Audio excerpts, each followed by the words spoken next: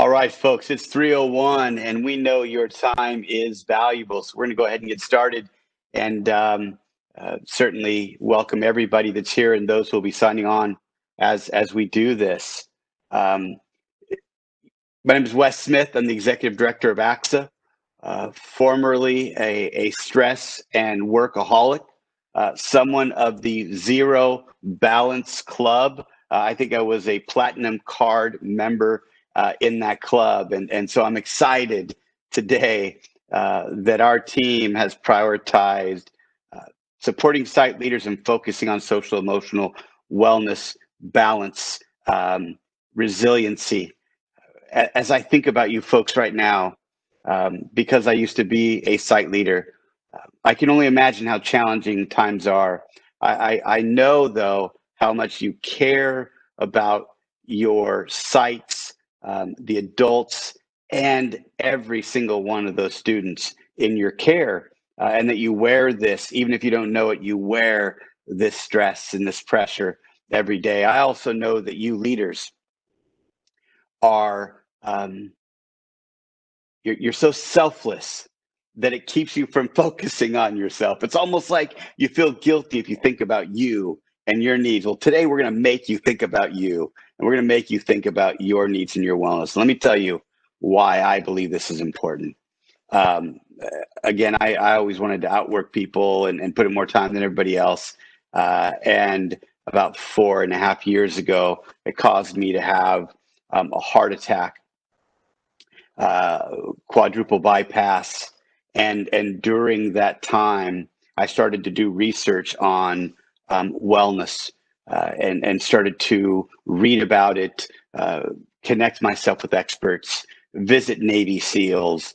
And as I recovered from my heart attack, because again, I didn't internalize what I was learning yet, I pressed myself in recovery and had a full cardiac arrest playing racquetball, trying to heal from my heart attack.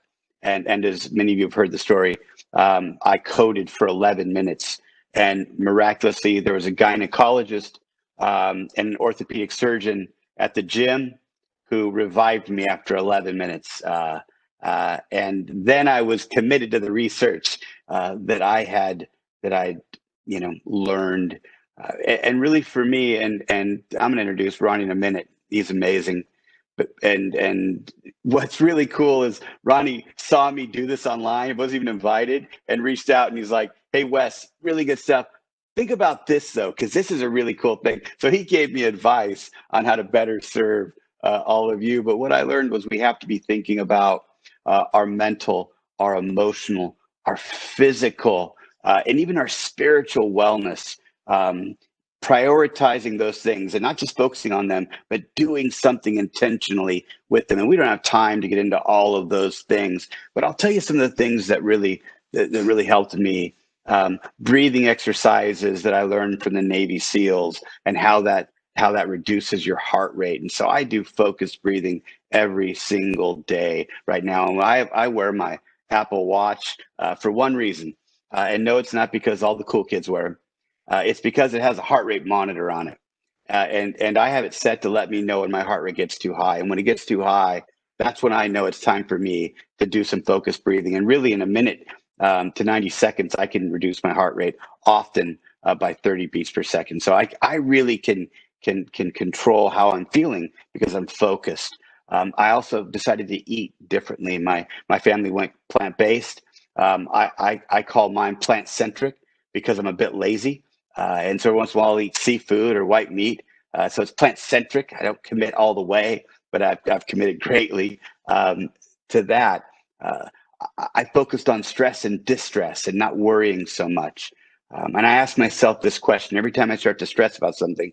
I ask myself, is it true? Or is it possible? You see, possible isn't true. And I think we worry about a lot of things that might happen that aren't happening and haven't happened, right? And so if it's not true, I don't worry about it. I'm prepared, but I don't worry.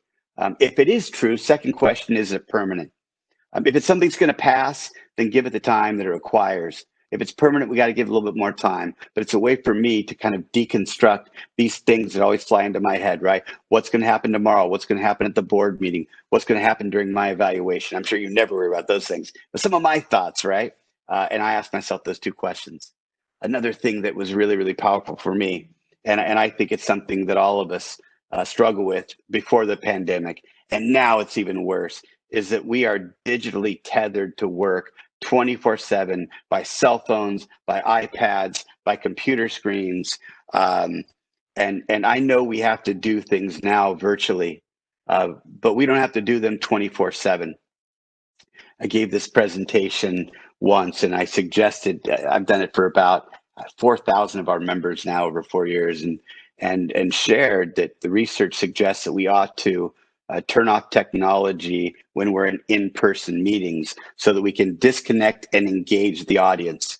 That when we're home, we set a time when we don't do work so that we can disconnect and engage our friends, our spouse, our children, whatever we have, disconnect and engage.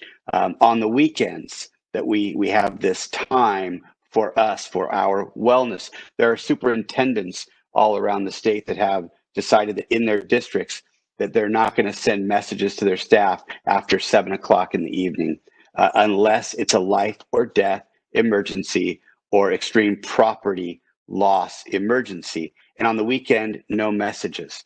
So after 7, no weekends, and they have that same rule at their board. So they're giving the system the freedom to say, we're going to prioritize wellness every evening and every weekend.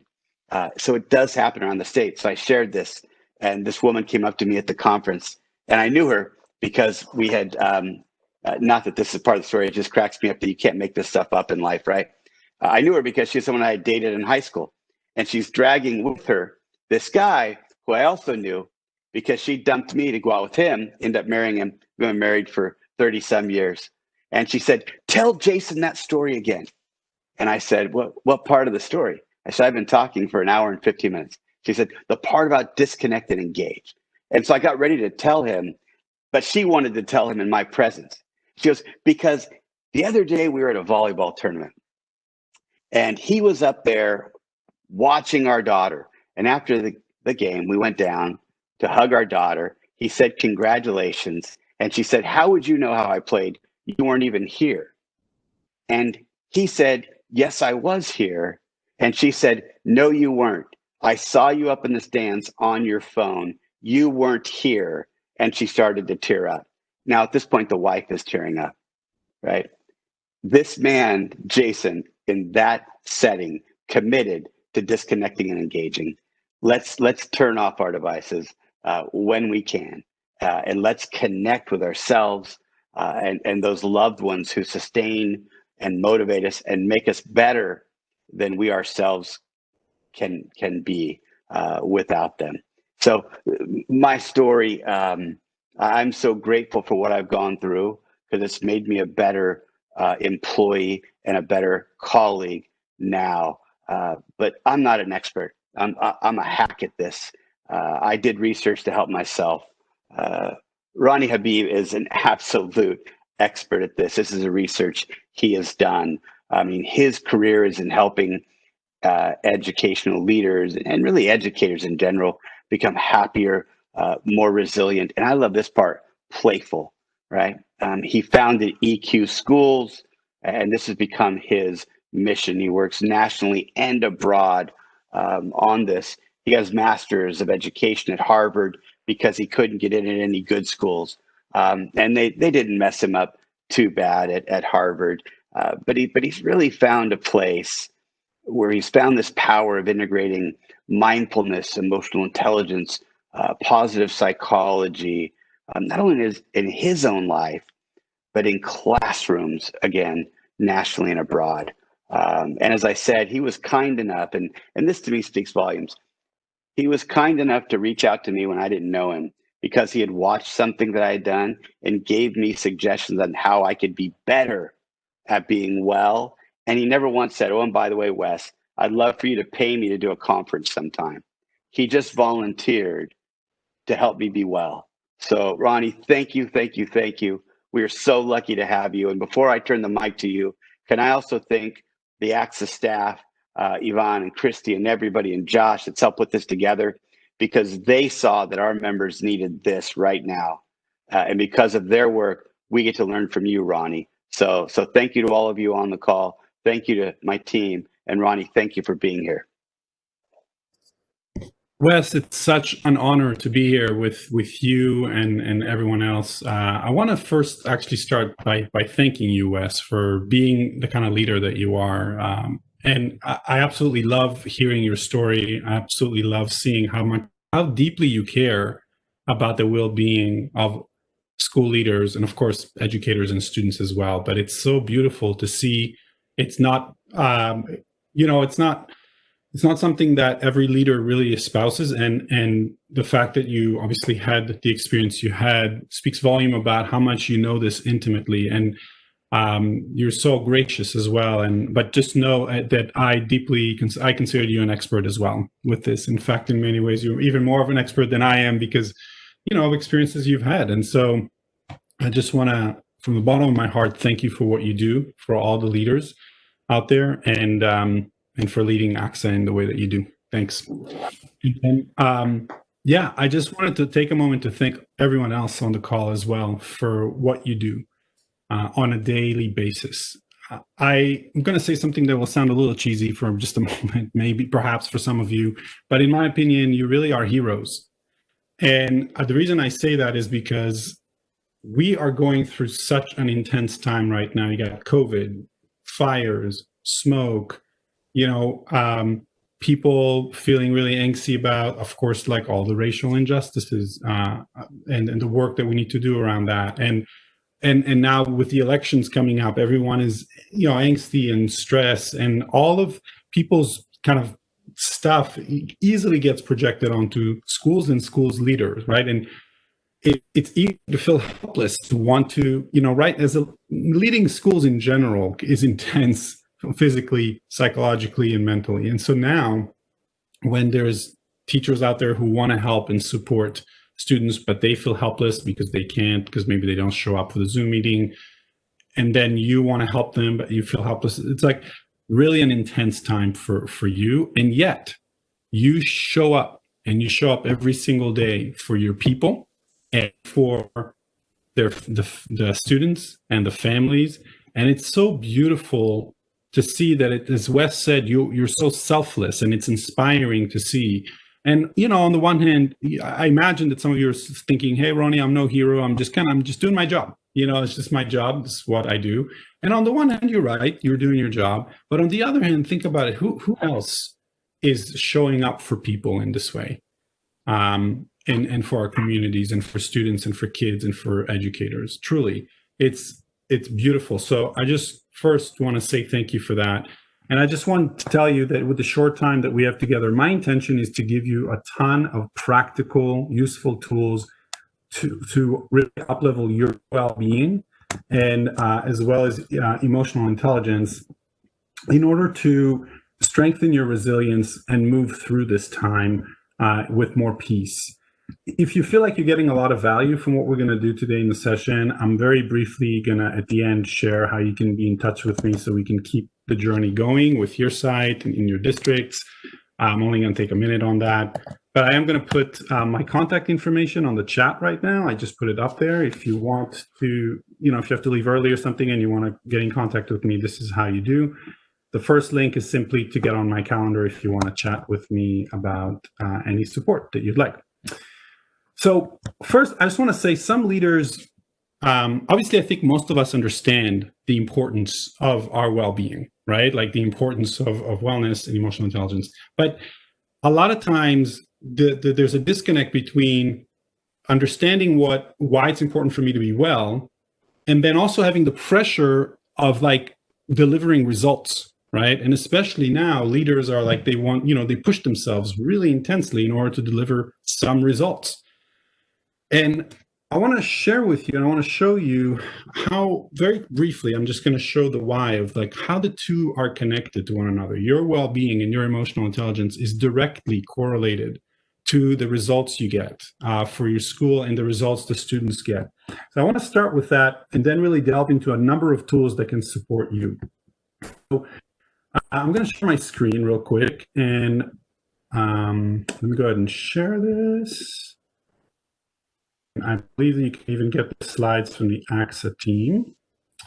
And if you can, I'm happy to share a link to all the slides. But basically, we know that the research shows psychologically safe and emotionally intelligent climate drives results. Okay. And if you think about that, the question is, if climate drives results, what drives climate? You know, and it turns out that roughly 50 to 70% of our employees perceive the organizational climate can be traced to the actions of one person, the leader, the boss. You know, everyone watches the boss, will take emotional cues from the top. This is Daniel Goleman's research.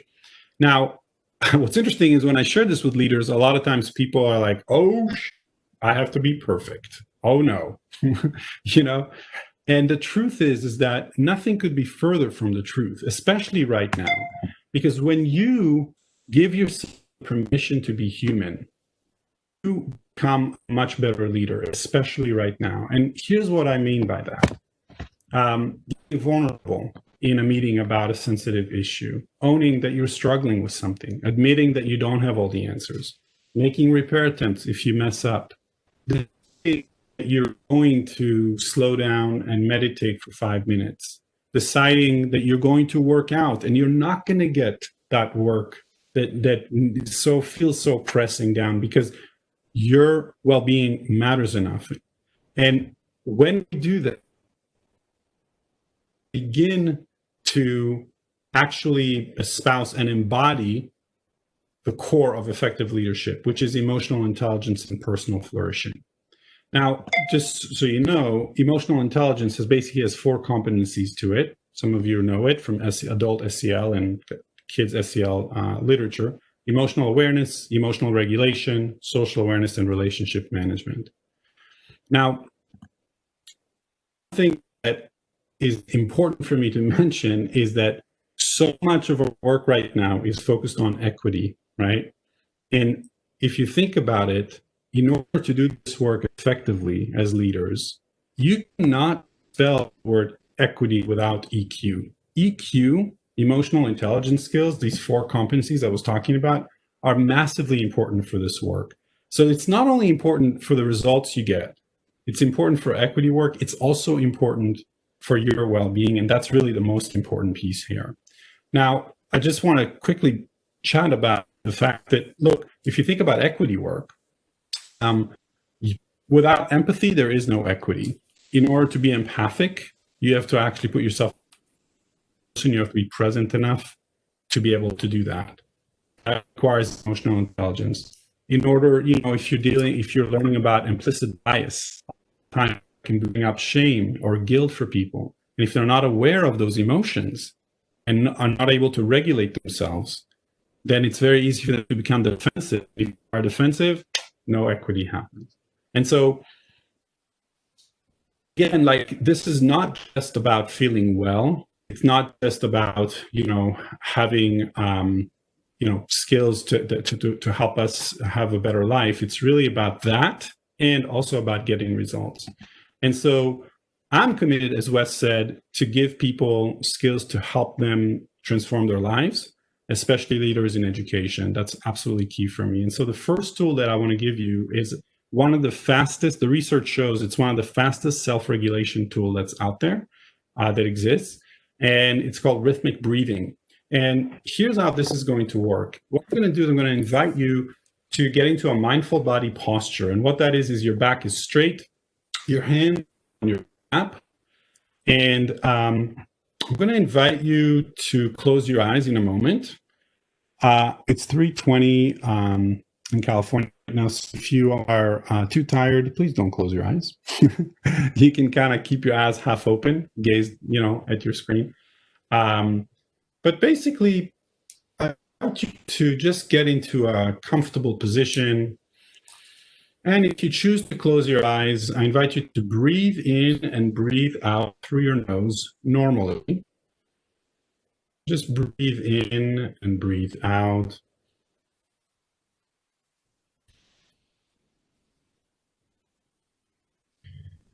And in a moment, I'm going to take you through this technique, and we're only going to do 4 of these breaths. Just know that as we do that, you are giving yourself the permission to experience a moment of peace. And every single one of you deserves at least one moment of peace every single day. Not only because it'll make you feel better, it'll turn you into a better leader. And so with that, with your next in-breath, we're going to count to 4s. We're going to then hold for 4 seconds, and we're going to breathe out to 8, or a count of 8. So go ahead and breathe in, 2, 3, 4, hold, 2, 3, 4, and breathe out, 2, 3, 4, 5, 6, 7, 8. Breathe in, 2, 3, 4, 2, 3, 4, and breathe out, 2, 3, 4, 5, 6, 7, 8. Breathe in, 2, 3, 4, hold, 2, 3, 4, and breathe out, 2, 3, 4, 5, 6, 7, 8. Last one, breathe in, 2, 3, 4, hold, 2, 3, 4, and breathe out, 2, 3, 4, 5, 6, 7, 8. Keeping your eyes closed, I'd like you to continue to breathe regularly through your nose and simply notice how your body feels right now. Just notice if you're a bit more calm, a bit more peaceful.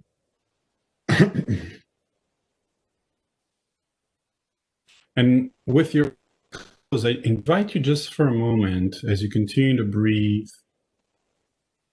I invite you to think of someone in your life right now who you are deeply grateful for.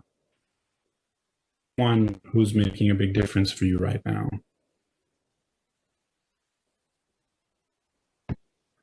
And if you find this person, I want you to take a moment and let that person really fill you up with joy just for a moment. Just experience that joy. You deserve it.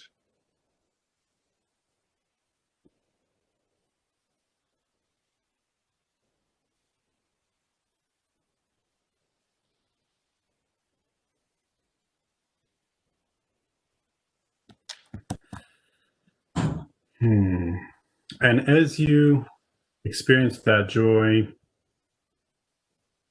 see if you can just take one final deep breath. And on your exhalation, I invite you to just relax your shoulders a little bit. Just see if anything wants to let go, and just be.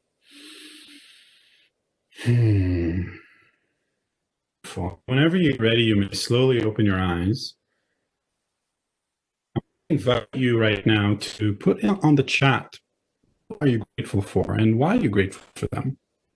And, it makes a difference when we're able to, actually share with people who we're grateful for. It actually ups our base level of happiness, because it actually kind of, you feel it a little bit more in your body, and it's really beautiful. I love it. Olga, that's great. And Lisa, it looks like you're for your family. Beautiful. I'm grateful to my husband, who's always present in my life. Beautiful. Hey, Olga, it's good to see you. That's awesome. Beautiful. And so just so you know, this technique that we just did, I love it. The chat's blowing up. That's awesome. Beautiful. Please feel free to go and add more things to the chat. If you know someone in this audience too that you feel grateful for, please share with them.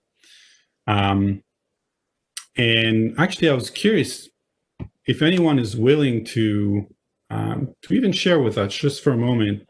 You can even unmute yourself, because we're doing this meeting style. I'm curious if anyone's willing to share who you're grateful for today and why. I know there's a lot of people here, so I was just curious about that.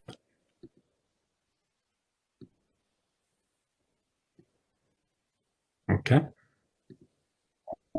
All right. So I think what I'll do is, I'll say hello, everyone. I wanted to thank my colleague right there, Barb Campbell. She's awesome. Always helping all the schools. It's been a tough beginning of the year, but she's always there supporting us. Thank you, Barb. That was really beautiful, Olga. Super appreciate you saying that. It's so good to see you. Just so you know, you all, if for some reason I'm not able to see most of the people's faces right now, I'm only seeing like 2 or 3 of them. And so, Olga, I just wanted to acknowledge you by giving you a quick whoosh. And instead of like, I think it takes some effort, some courage to share in a meeting like that with so many people. And I encourage you to do that even with your people, just to appreciate people who are courageous enough to share to start off. And the way I do it is I just give you, basically I go 3, 2, 1, and I give you a whoosh. It's like a heart-centered energy of love and appreciation. So if you're open to do it with me, Olga, are you open to receiving our whooshes? Yeah, okay, sweet. So we're gonna go 3, 2, 1, I'm gonna give whoosh. Awesome, and I'm seeing some people give wishes. That's beautiful. So 2 quick things that I want to share. The first is when you engage in rhythmic breathing, what we just did, it stimulates your vagus nerve, okay?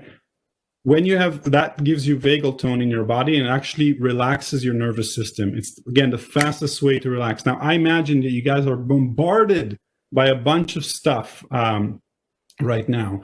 And it's very easy to just react. And it's, of course, you have to react to a lot of things. But it's one thing to react, it's another thing to become reactive, right?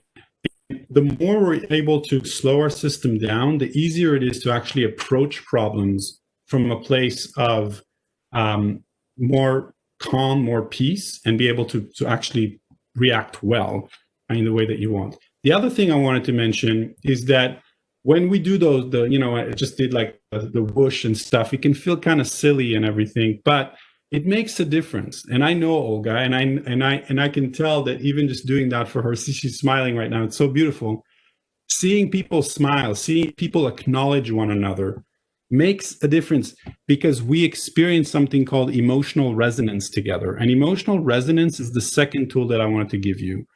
And it's all on the slides. I'm just gonna speak at you right now for a moment, if that's all right. But basically, emotional resonance is the ability for limbic systems of the brain, so emotional parts of the brains, to be in sync in a positive way. The reason it's so critical, especially now, is because you know how most people say, hey, I'm dying from Zoom meetings? Part of the reason that happens is because we are transactional in our Zoom meetings. It's just like ongoing all the time. Like we just have to do a bunch of stuff. And of course, we need to get a lot of stuff done. So it makes sense. With that, it's so important that we keep the human element alive too, by sharing gratitudes, by appreciating one another, by having these wishes. Because here's the thing, relationships are the number 1 predictor of well-being by far. Okay. And creating a sense of emotional resonance and a family with our people is what's going to get us through COVID and through this time. Now, just so you know, the research shows that the fastest way to experience emotional resonance with other people is through laughter. Okay. And the reason for that is because, well, I'll just say the fastest way to experience laughter in a group is to play. Okay. And because when people play together, it turns out they work and learn better together.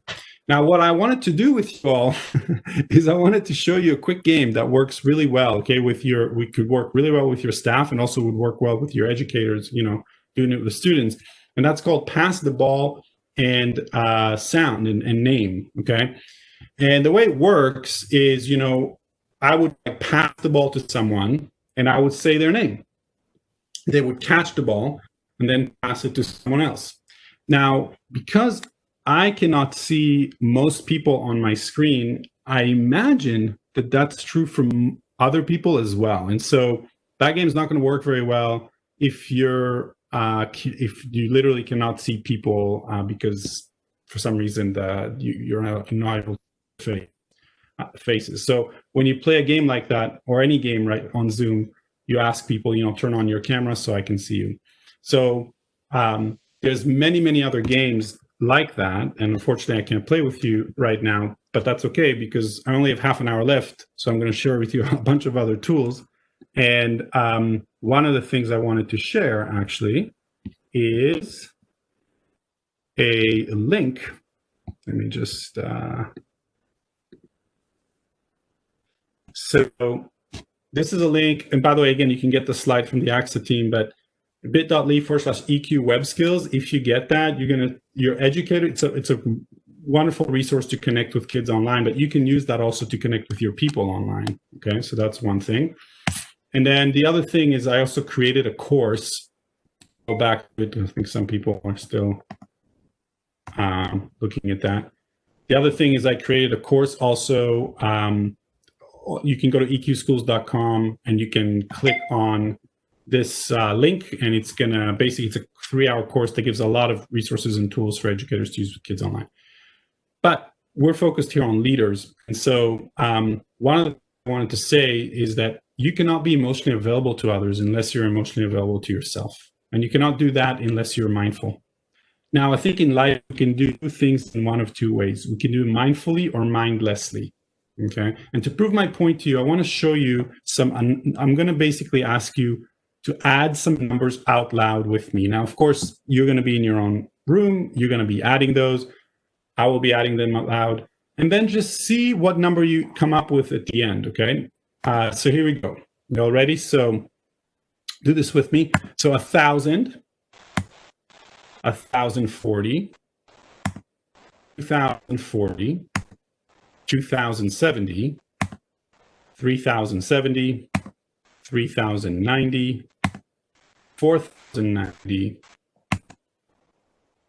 And here's the thing. If you came up with 5,000, you're totally normal and you're wrong, unfortunately. So 4,090 plus 10 is 4,100, as we all know, okay? But most people, the vast majority of people, say 5,000, okay? And part of the reason that that happens is because we followed a number pattern mindlessly. You with me? And so we all know that essentially mindfulness is not a lack of knowledge, okay? Think about it. We eat mindlessly, we drive mindlessly, and also right now with everything that we are going through, like we can easily get into autopilot. And so that's why the next tool number 3, is to start the day by slowing down, connecting to your body, and setting the intention to be present, okay? And so what I'd love to do with you right now, if you're open to it, is I would, by the way, just so you know, there's a lot of research to show that every 90 minutes, ideally, people should take between a 5 to 15 minute recovery break. We have so much stress right now, right? That's on us. But research shows stress in of itself is not the problem. Stress with no recovery, continuous recovery throughout the day, is the problem, okay? And so when I say slow down, connect to your body, set your intention, one thing you could do, of course, is rhythmic breathing, as we just shared. But there's many other things that you could do. You could, for example, notice just like sit and just notice, do a body scan, notice your body. You could do a workout, quick workout. You could go on a walk and really enjoy nature. Have actually a mindful walk where you really love and enjoy nature, okay? You could talk to someone who really, you deeply care about. But being really mindful with them.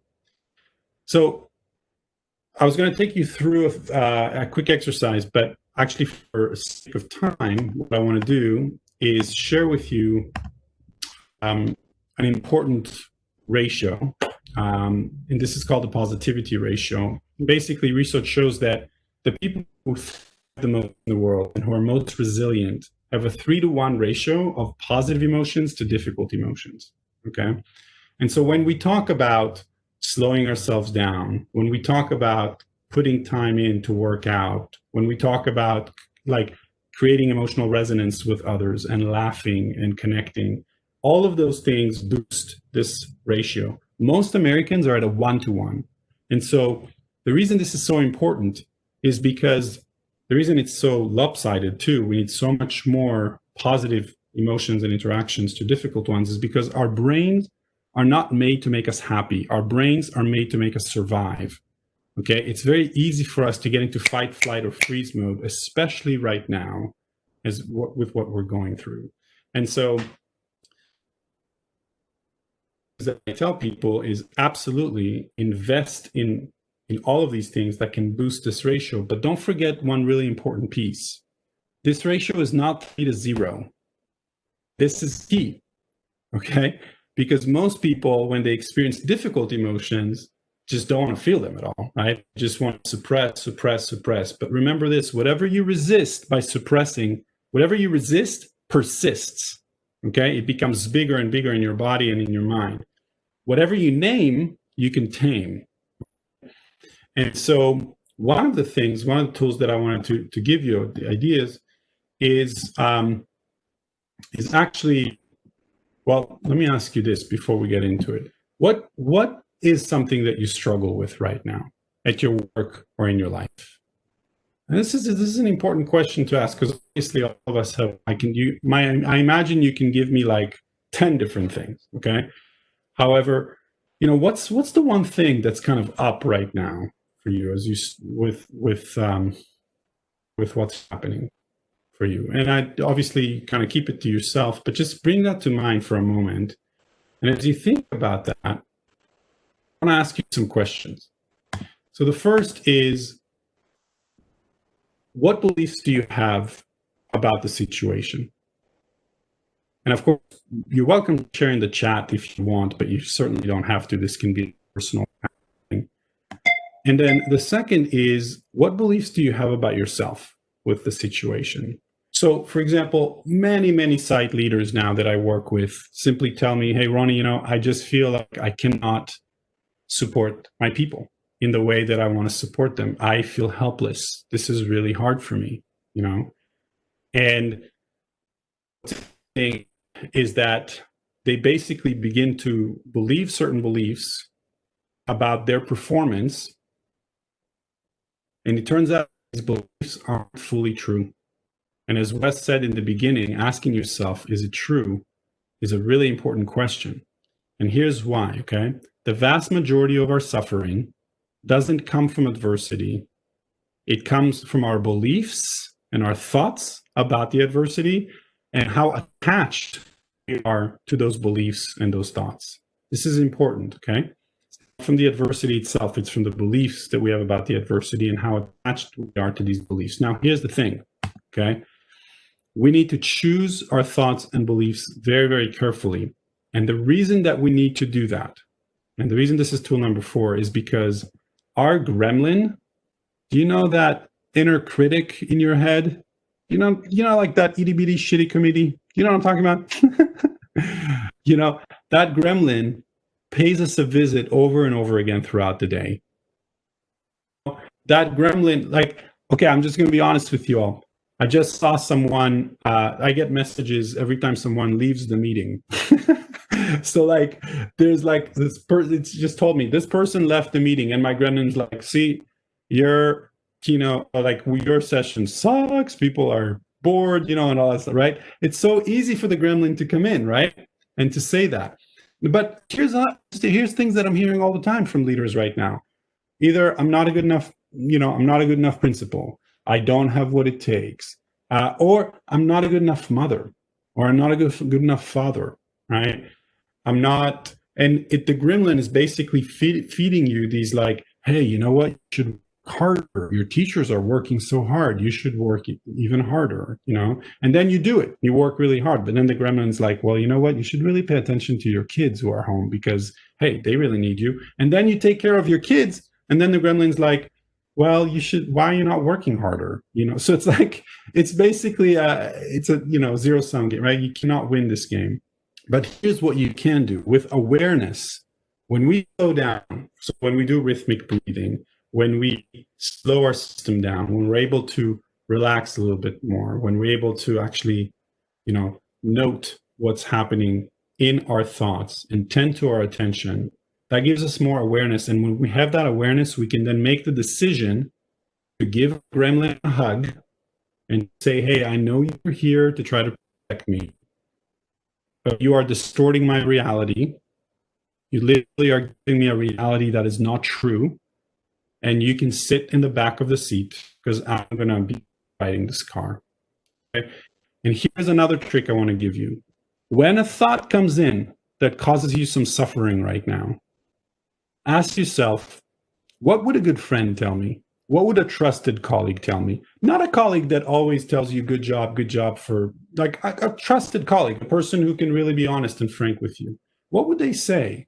Because here's the truth. Most likely, they will tell you that you're doing an exceptional job, that you're giving it your all. And it turns out that the research shows that their perception of reality is more real than the perception that you have in your head. Okay? And so another tool that you can use is to ask yourself 4 questions. Okay? And this comes from the work of Byron Katie, if you're interested in her work at all. She wrote a book called Loving What Is. And these 4 questions are pretty simple. The first one is actually the one that Wes talked about. When a thought comes to you, ask yourself, is it true? And don't try to explain it or anything. The answer to this is a simple word. It's yes. So, I am an ineffective principal. Let's say that's a thought that comes right now. Is it true? And maybe the answer, after you wait for a moment, maybe the answer is yes. But the second question is really important too, because the second one is, can you know with 100% certainty that it's true? Can you know with 100% certainty that it's true? And the answer to that question is almost always no, no matter what thought comes to you. So if you really think to it, and then ask yourself the following question: who do you become when you believe that thought? Right? Like, what happens? So for example, I'll tell you, so many principals I work with now, when they feel anxious, they feel like their heartbeat is beating faster. They start their chest constricts. I'll tell you, for me, like when I let's say I have a fear that when COVID happened, I had a fear that no one's going to want to work with me because I usually go and do keynotes and workshops in person, and that thought caused me a lot of angst and fear, right? And the truth is that, like, I'm doing just fine. Like, there's a lot of people who want to work with me, okay? And so the last question is, who would you be without that thought? Okay? Like, you literally could not think the thought, I'm not a good enough mother, or I'm not a good enough father, or not a good enough principal. If you literally could not think that thought, who would you be without it? And usually the answer is there'll be more peace, more joy in my life. I'd be a little calmer. And by the way, you'd be significantly more productive and successful as a leader, because you'd be on top of your game executing as opposed to in your head with your gremlin. So I want to ask you a question, and this is important. What thought can you let go of that doesn't serve you anymore? Like, there's so many thoughts there, right, that don't serve us, but maybe take one. And I'll tell you, like, for me, for example, I'll be very vulnerable here, that I'm choosing to let go of every single day is that like, COVID is going to really negatively affect my living and what I do for work and everything, because again, it's simply not true. But I have to let it go every single day, because that thought comes back and comes back. Okay, so take a moment and think, what thought doesn't serve you anymore, and let go of it. Tool number 5 is to really ask yourself, what do you have control over and what do you not have control over? And this is really key also. It's like, there's so many, because if you don't discern what you have control and what you don't have control over, it's very easy to become reactive. And right now, the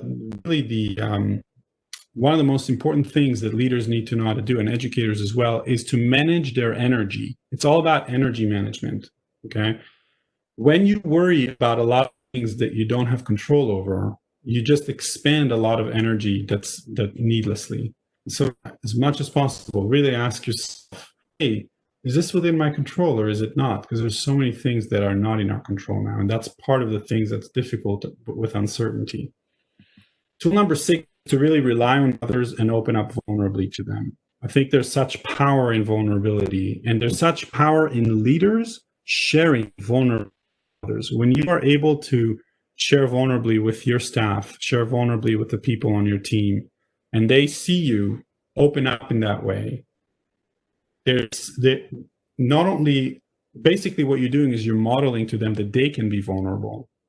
They can come to you when there's something going on for them.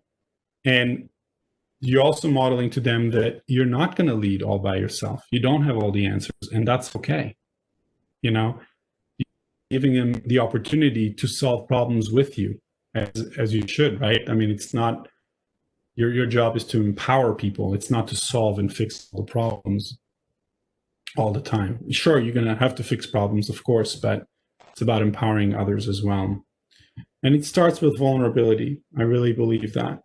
Now, I want to, again, as I said, whatever you resist persists, whatever you name, you tame. And I think that's really true. And especially when you really rely on others and are there, are there for them, more of that resonance is going to occur. Now, I have one last tool that I want to give you, and I think it's really, really key. I think it's actually the most important one. But I'll just share, like, before I do that, I want to share a crazy thought with you, an idea, okay? And that is, I actually think that this time, COVID, and all the fires and all of the upheaval that we're facing right now, in a way, and this might sound a little crazy, but in a way, it's an opportunity to actually strengthen our school climate, to deepen relationships, to build adult SEL skills with your staff, so you can move forward in a much healthier way, so that your vision can become a reality, And what I know to be true is that big vision, requires big support for yourself and for your people. And what I'll say is,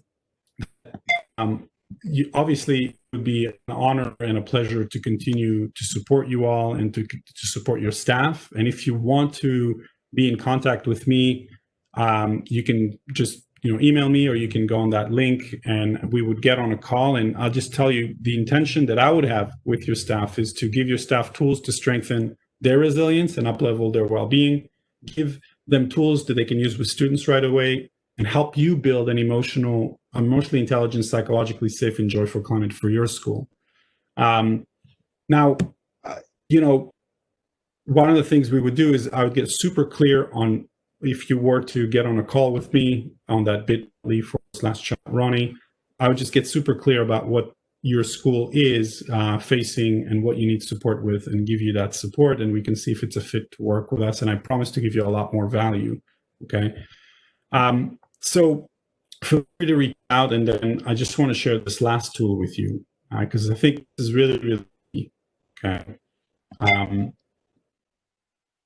I think that we need to allow ourselves to move through difficult emotions by giving ourselves and our people, the people that we lead, the permission to be human, and by soothing ourselves through difficult emotions. That again, that 3-to-1 ratio is really, really key. Leaders right now who know how to soothe themselves, I think I have another slide here for that, who can soothe themselves in the face of adversity, are the leaders who are able to lead bravely right now. And by the way, also really care for their well-being. So if you're open to it, I just want to define 2 things for you and actually try something with you before we end, because we only have 10 minutes. The first is, when I say the permission to be human, I'm basically saying is, do you know, like, there's 2 groups of people in the world who don't experience difficult emotions. So the first one is psychopaths. So the reason, like, psychopaths can kill people and still pass a lie detection test. okay? They don't feel difficult emotions. Now, the second group of people who don't feel difficult emotions is dead people, all right? So if you feel difficult emotions, it's a really good sign, all right? It means you are, not a psychopath, you're not dead, you're human, you're just here. The trap that we fall into, though, is that a lot of us beat ourselves up for feeling difficult emotions a lot of times. Like, oh, I shouldn't feel, shame, or I shouldn't feel fear, or I shouldn't be afraid.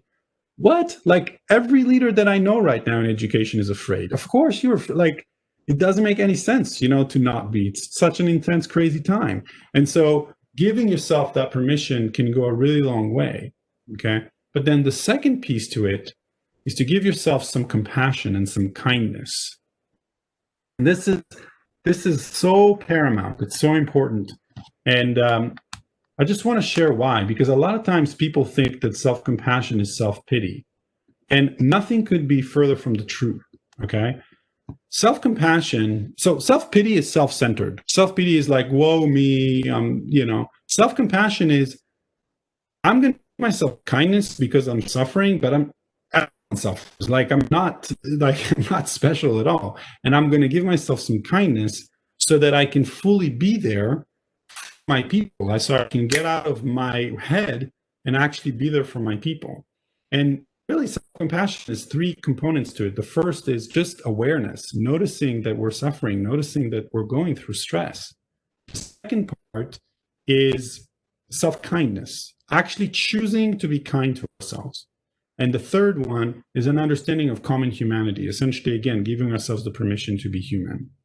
And so what I'd love to do with you all, if you're open to it, just to end our time together, is to go through a quick mindfulness self-compassion exercise. This is all research-based, by the way. If you're interested in the researcher, her name's Kristen Neff. She has a great site. It's called selfcompassion.org.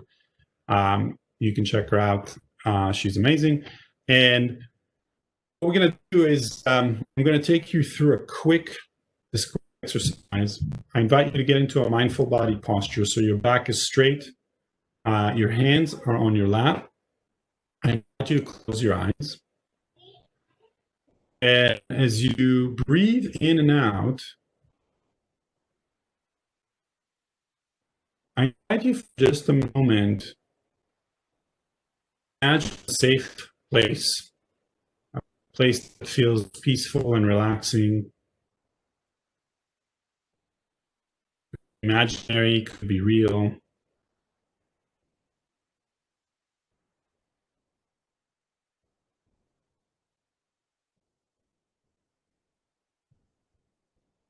I'd love for you to just see if you can lengthen your exhalations just a little bit.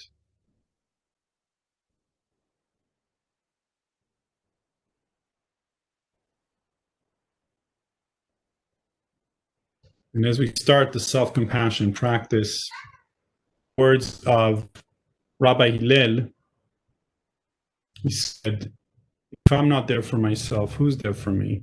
And if not now, then when? I encourage you to take a moment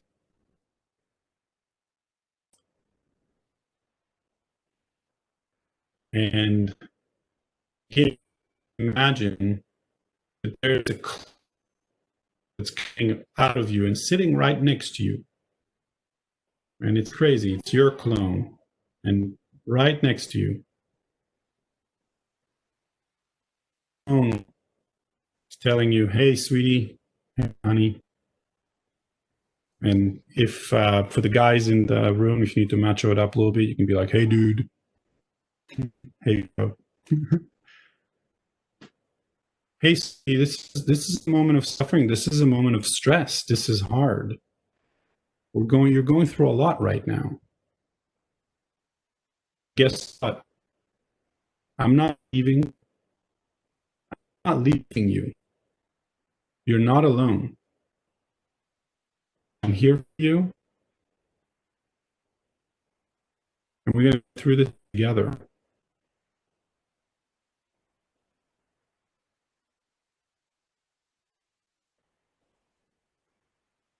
And if you hear your clone say that, I would love for you to imagine even getting a hug from that clone right now. Imagine that they're fully there for you, committed to be on your team, committed to win, for you to feel peaceful. And as you feel that, you can integrate the following sentence to your head. May I be kind to myself. May I be compassionate with myself right now as I go through this time. Not judgmental, not harsh. May I be loving to myself. I invite you to take one of your hands and put it on your heart. Put it on your heart in such a way that you exude warmth, you exude compassion, you're showing to yourself, you're feeling it. You know, we're mammals, and so we can actually bypass our brain with touch, and soothing touch is so powerful for the body. There's so much wisdom that comes from the neck down. And the next few breaths, I invite you to just repeat the words as you make contact with your hands on your heart. I invite you to repeat the word soften. Every time you breathe out, just soften. Soften. It's okay. You can release, you can let go for a little bit. And again, loving affirmations. May I be kind to myself. You can even hear your clone tell you, sweet, you're not alone, and I love you, not for what you accomplish. I love you simply because you are. Just like I love your kids, just like we love students.